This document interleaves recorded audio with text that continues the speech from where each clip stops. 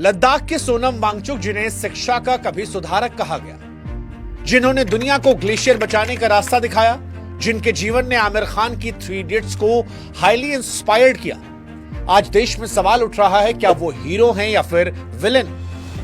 लद्दाख की बर्फीली वादियों में उनके अनशन को आज कुछ लोग हिमालय की पुकार बता रहे हैं, तो कुछ उन्हें देश को अस्थिर करने की साजिश रचने वाला खलनायक बता रहे हैं। बीते 36 घंटों में जिस तरह से लद्दाख की सड़कों पर हिंसा भड़की, 4 लोगों की मौत की खबर आई, दर्जनों लोगों के घायल होने का जिक्र हुआ, बीजेपी कार्यालय और सीआरपीएफ की गाड़ियों की जलती तस्वीरें सामने आई, उसके बाद देश में 2 तरह की चर्चा है। राइट विंग उन्हें विदेश से फंडिंग लेने वाला, देश में अराजकता फैलाने वाला, पाकिस्तान और चाइना का सपोर्टर कह रहा, तो इस देश का विपक्ष और सोनम के समर्थक ये कह रहे हैं कि जिस इंसान ने लद्दाख के बच्चों के लिए नए स्कूल के मॉडल गढ़े, जिसने ग्लेशियर पिघलने का समाधान खोजा, जो कहता रहा कि मां जैसी मेरी ये धरती है, आज सत्ता एक मुद्दे पर उसे राष्ट्रद्रोही घोषित करने पर तुली है, उसके पीछे ईडी और सीबीआई को लगा चुकी है। विपक्ष कह रहा है कि जो सरकार के खिलाफ खड़ा होता है वो या तो जेल जाता है या बदनाम हो जाता है। लेकिन सवाल राइट लेफ्ट सेंटर से उठकर यह है कि जो सोनम वांगचुक 2019 तक प्रधानमंत्री नरेंद्र मोदी को शुक्रिया कह रहे थे, जो बीजेपी के लाडले थे, आज वो क्यों और कैसे गिरफ्तार हो गए? उनकी गिरफ्तारी पर यह सवाल उठ रहा है, क्या वो लद्दाख के हीरो हैं या देश को अस्थिर करने वाले विलेन?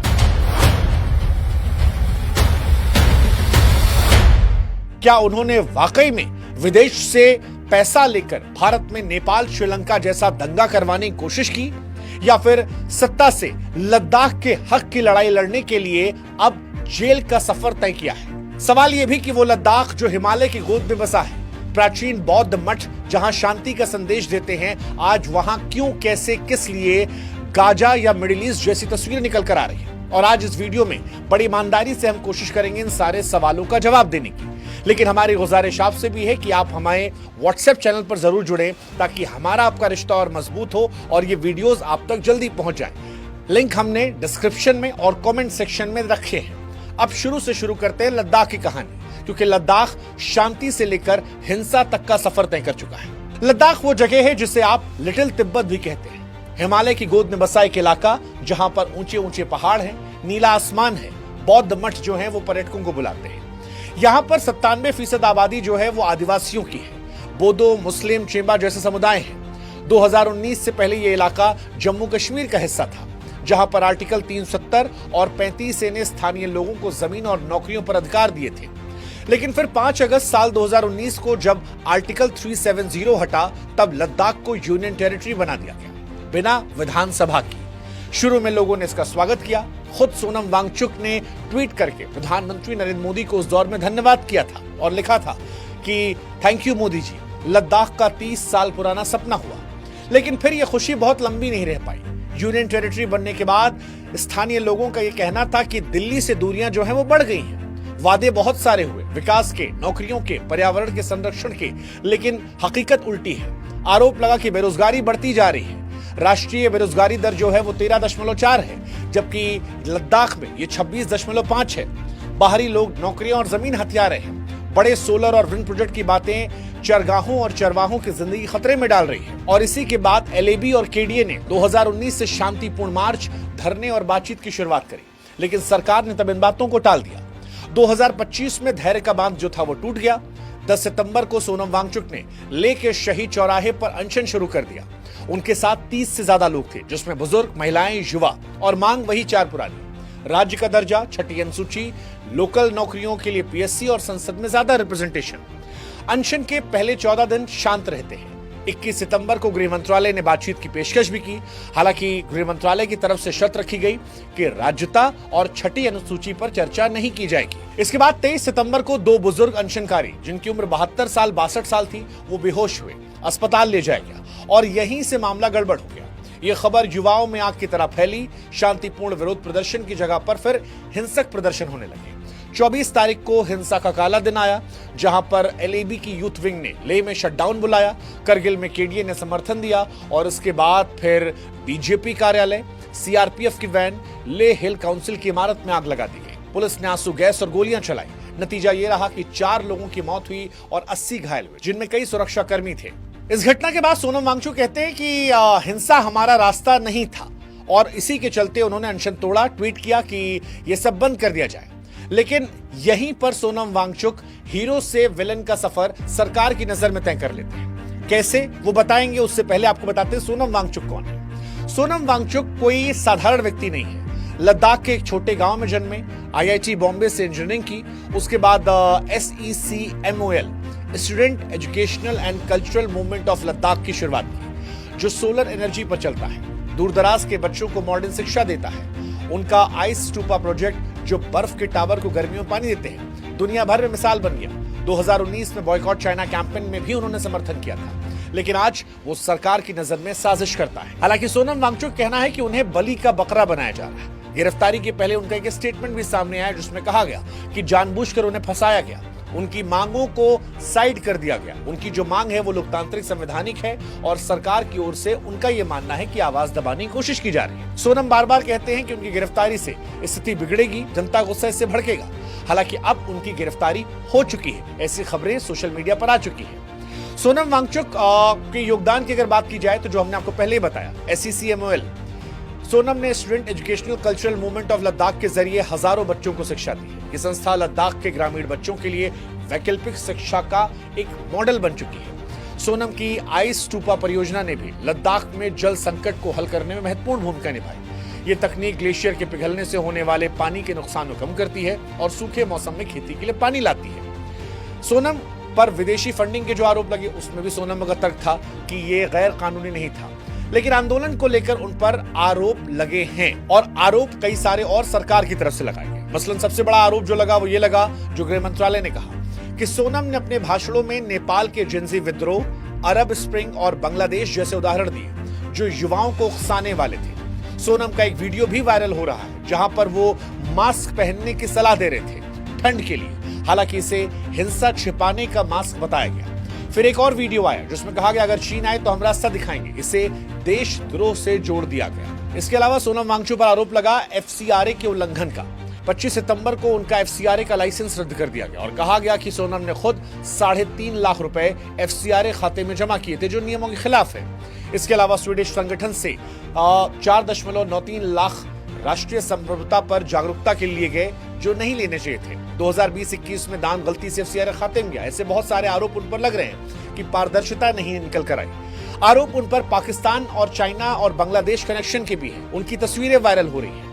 फरवरी 2025 में उनकी पाकिस्तान यात्रा की तस्वीरें वायरल हो रही हैं। बांग्लादेश के मौजूदा प्रधानमंत्री के साथ भी तस्वीरें वायरल हो रही हैं। हालांकि ये कोई सबूत नहीं, फिर भी राइट विंग की तरफ से चीन पाकिस्तान गठजोड़ को लेकर उनकी एक इमेज बनाई जा रही है। बीजेपी ने यह भी कहा कि वो कांग्रेस के लिए बैटिंग कर रहे हैं और इन सब के बाद उन पर तमाम तरह की जांच बैठ गई है। मनी लॉन्ड्रिंग से लेकर उन पर विदेशी फंडिंग के आरोप हैं और अब उन पर कई तरह की जांच है। हालांकि सोनम वांगचुक कहना है कि ये जांच, ये विरोध, ये उनकी इमेज खराब करने की कोशिश इसलिए है क्योंकि वो लद्दाख की मांगे रख रहे थे। अब सवाल ये कि लद्दाख की क्या मांगे और क्या वो जायज मांगे हैं, कितनी जरूरी हैं? तो देखिए, मुख्यतः लद्दाख की 4 मांगे। एक है पूर्ण राज्य का दर्जा, फिर है छठी अनुसूची, फिर है पब्लिक सर्विस कमीशन और संसद में ज्यादा रिप्रेजेंटेशन। और ये मांगे 2019 से चली आ रही है। दरअसल लद्दाख की 97% आबादी के लिए अस्तित्व का सवाल है। ये लोग अपनी जमीन, संस्कृति, भाषा, चरवाही जीवन शैली बचाना चाहते हैं। 2019 में आर्टिकल 370 हटने के बाद और यूनियन टेरिटरी बनने के बाद से ये मांगे उठी हैं। अब सवाल ये कि पूर्ण राज्य का दर्जा वो क्यों मांग रहे हैं, क्या इसके पीछे वजह है? तो यूनियन टेरिटरी जैसे दिल्ली में शासन होता है, इससे स्थानीय मुद्दे जिसमें पर्यावरण, नौकरी, संस्कृति पर नियंत्रण नहीं रहता। लद्दाख में बेरोजगारी काफी ज्यादा बढ़ गई है। राज्य बनने से ज्यादा फंडिंग होगी, लोकल प्रोजेक्ट्स आएंगे, स्वायत्ता मिलेगी और लोग अपनी जरूरतें खुद तय कर सकेंगे। अब सरकार का पक्ष ये है कि यूनियन टेरिटरी यहाँ पर्याप्त है, यहाँ स्टेटहुड की जरूरत नहीं है और इसीलिए सरकार इस मसले पर बात नहीं कर रही। दूसरा विषय है छठी अनुसूची का। छठी अनुसूची क्या है? आदिवासी इलाकों के लिए स्वायत्त जिला परिषद बनाना, जो जमीन, संसाधन और संस्कृति पर लोकल नियंत्रण दे। यहाँ के लोगों का यह कहना है कि बाहरी लोग जो हैं वो लद्दाख में जमीन खरीद रहे, जिससे चरगा और संस्कृति खतरे में है। छठी अनुसूची से 80-90% नौकरियां जो है वो लोकल लोगों को मिलेंगी। माइनिंग या सोलर प्रोजेक्ट पर लोकल वीटो पावर होगा। मिजोरम और अरुणाचल में यह मॉडल पहले से चला आ रहा है। तीसरा है पब्लिक सर्विस कमीशन और लोकल नौकरियां। लोगों का कहना है कि 80-90% यहाँ आदिवासी लोग हैं। अब जब बाहरी लोग आ रहे हैं तो नौकरियां वो ले जा रहे हैं, जिससे स्थानीय लोगों में बेरोजगारी बढ़ रही है। पीएससी से लोकल स्तर पर परीक्षाएं होंगी, रिजर्वेशन सुनिश्चित होगा, टूरिज्म और ग्रीन एनर्जी बढ़ावा होगा और इसके अलावा संसद में रिप्रेजेंटेशन की बात है। कहा जा रहा है कि लेह और करगिल के लिए एक की बजाय 2 लोकसभा सीटें दी जाए। दरअसल लद्दाख की आबादी कम है, 3 लाख, लेकिन सीमावर्ती इलाका होने के चलते इसका अलग इंपॉर्टेंस है और इसीलिए यहां पर 2 सीटें मांगी जा रही है ताकि ज्यादा आवाज, ज्यादा फंडिंग और संसद में ज्यादा रिप्रेजेंटेशन हो जाए। ये 4 मसले हैं। अब इन 4 मसलों में 2 मसलों पर सरकार बात करने को तैयार है, 2 मसलों पर सरकार बात नहीं कर जाती है। लेकिन लद्दाख क्योंकि चीन और पाकिस्तान की सीमा के पास है, रणनीतिक और पर्यावरणीय दृष्टिकोण से बड़ा संवेदनशील इलाका है, इसलिए जगह बड़ी महत्वपूर्ण हो जाती है। पर सरकार सिर्फ पीएससी और लोकसभा सीटों पर बात करने के लिए तैयार है। वो राज्यता और छठी अनुसूची को ठुकराना चाहती है और इसीलिए इस प्रोटेस्ट में लगातार जो विरोध बढ़ रहा है वो उसकी वजह से है। लेकिन अब सोनम वांगचुक गिरफ्तार हो चुके हैं। सवाल ये भी है कि सोनम वांगचुक हीरो हैं या फिर विलेन। तो देखिए, सोनम वांगचुक ना तो पूरी तरह से नायक है और ना ही पूरी तरह से खलनायक। वो लद्दाख की जनता की आवाज है, जिनकी मांगे छठी अनुसूची, पूर्ण राज्य का दर्जा, जायज और संवैधानिक है। उनके योगदान जैसे कि एससी, एमओएल और आइस्टूपा उनकी नियत और समर्पण को दर्शाते हैं। हालांकि इस बीच में उन्हें कुछ बयान और एफसीआरए विवाद ने उनकी छवि को लेकर कुछ सवाल जरूर खड़े किए हैं। लेकिन फिर भी हमें ऐसा लगता है कि सरकार को भी इन लोगों से बातचीत करनी चाहिए, पारदर्शिता बरकरार रखनी चाहिए। सोनम और उनकी संस्था को एफसीआरए के उल्लंघन पर स्पष्ट जवाब देना चाहिए ताकि पूरा मामला जो है वो जनता की मांगों को लेकर रहे, व्यक्ति विशेष पर ना हो जाए। इसके अलावा सरकार को भी देखना चाहिए कि लोकल लोगों की भावनाओं का सम्मान रहे, तनाव कम किया जाए, हिंसा पर नियंत्रण किया जाए। सोनम को भी अपने बयानों के जरिए यहाँ पर हिंसा रोकनी चाहिए। अब अगर ये मांगे मान ली जाती हैं तो सारी चीजें बेहतर हो जाएंगी, लेकिन अगर ये अनसुनी रहती हैं तो डर इस बात का है कि ये इलाके सेंसिटिव इलाके हैं। लद्दाख में शांति और फैल सकती है। कश्मीर में पाकिस्तान और लद्दाख में चीन जैसे बाहरी साजिश के आरोप जनता को उकसा सकते हैं। लद्दाख की शांति बचाए रखने के लिए जरूरी है कि सरकार भी समझे, समाधान निकाले। हर बार किसी को खालिस्तानी कह देना, पाकिस्तानी कह देना या फिर देश से निकल जाओ या तुम चाइना के करीबी हो, से समाधान नहीं निकलेगा। जनता की भावनाओं को भी समझना होगा और इसीलिए हमें लगता है कि 6 अक्टूबर की मीटिंग में सरकार को भी मैच्योरिटी दिखानी चाहिए। लद्दाख की आवाज को दबाने की बजाय उसे सुनना चाहिए। संवैधानिक ढांचे में समाधान निकालना ही एकमात्र रास्ता है। हालांकि सोनम और उनकी टीम को भी समझना चाहिए कि हिंसा गलत थी। हिंसा के लिए अगर उकसाया जानबूझकर गया तो वो गलत था। समय संवाद का है, समाधान का है, ताकि लद्दाख को और ज्यादा शांति प्रिय, समृद्ध बनाया जाए और देश की एकजुटता में एक साथ हाथ मिलाकर लद्दाख को भी मुख्यधारा में लाया जाए। उम्मीद करते हैं कि इसका समाधान निकलेगा। लेकिन इस कहानी के जाते जाते सवाल हम फिर छोड़ जाते हैं कि आपकी नजर में सोनम वांगचुक कौन है, एक हीरो या विलेन? क्या आपको लगता है जो आरोप विपक्ष लगा रहा है कि सरकार के खिलाफ जो आवाज दबा उठाता है वो या तो बदनाम होता है या जेल जाता है, वो सही है या गलत?